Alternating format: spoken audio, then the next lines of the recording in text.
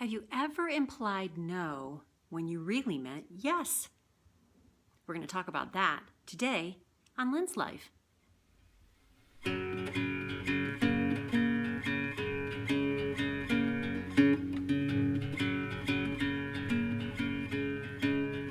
was on the phone today talking with somebody who offered me a fun project to do. And as she was telling me about the project, in my brain, I was going, okay, what do I have to do this week? How am I going to get it done? What am I scheduling? I've got this and this and this and this. And then when she finished, I asked, what day would you need me? And she said, tomorrow. And instantly my brain went, tomorrow? I've got this and this and this and this and this. And so that translated to, I'm busy in the morning and I'm booked from this time until this time. And then I have to go into the city at about 3 o'clock. So my window of opportunity is really small. So I think I have between like 12:30 and 2:30 that we can play with. And she said, okay. We're meeting in a little bit to sort of discuss everybody's schedules and we'll see. And I said, well, just want to make sure that you know. And then I said, absolutely, looking really forward to this. This is going to be really fun. And then we hung up. Well, inside, of course, I want to do the project. It's fun. It could be interesting. And who knows where it would lead. And so yes, inside, I'm yes. But outside, externally, and verbally to the person on the phone, I was no. Has this ever happened to you? Unfortunately, it happens to me because I am an in my head kind of a person. So I'm always going through lists when people are talking to me, going, okay, you're saying this to me, which means in order for me to do that, I've got to do this, So I'm doing that while they're talking to me versus listening to what the person is actually having to say.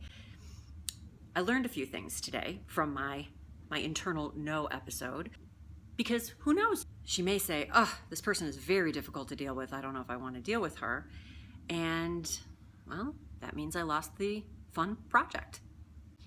How can you say yes when you are really outwardly saying no?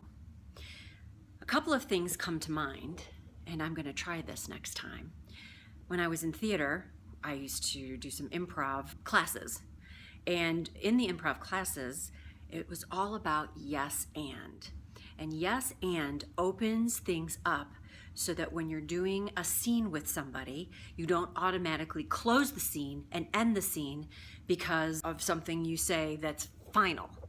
You are saying yes and, which opens the scene so you can lead on to that next thing and organically move on and see how the scene shifts and changes. Yes and is very helpful in business. It's helpful in your personal life as well. So next time I'm on the phone or with somebody, I'm going to try the yes and approach. Yes and let them talk more. Yes and let's see where the project is. And if it isn't something that I can do, or if it's really the scheduling just doesn't work, or if it just doesn't sound like something I'm interested in, at least I've heard the entire project. Second would be listen. Like actually actively listen. How many of you really actively listen? I know I don't. I'm always in my head. Somebody's talking to me, as I said before. I'm in my head. I'm putting the pieces together. I'm trying to figure things out before I even heard the entire message that somebody's giving me. So I would say, listen. I'm going to listen next time somebody has a project or is sharing something with me. Listen to the entire thing before I ask questions, before I jump to conclusions, before I determine that my schedule doesn't work. Yes, and listen. Two very, very important things. Then I can make that determination if I want to move forward. If I need some more time, I think I could probably say, this sounds very intriguing. I'd love to think about it a little bit. Can I get back to you by end of day tomorrow? This at least sets the tone that you're going to think about it. You're going to get back to them at a certain time so they know to expect to hear from you. So you're not leaving somebody in limbo. And the potential and the percentage for them to call you back or to keep considering you for the project or job is very high. Just say yes to yes. Stop the negative types of feedback you're giving others, whether it's verbal or nonverbal, and be open to new things. And by being open to new things, opportunities will flow. That's my lesson for today. Very valuable lesson. I love when I make so many mistakes. It's because then I can share them with you. And if it resonates with you, awesome. Let me know in the comments. Have you had this experience? Have you said no, implied no, but really meant yes?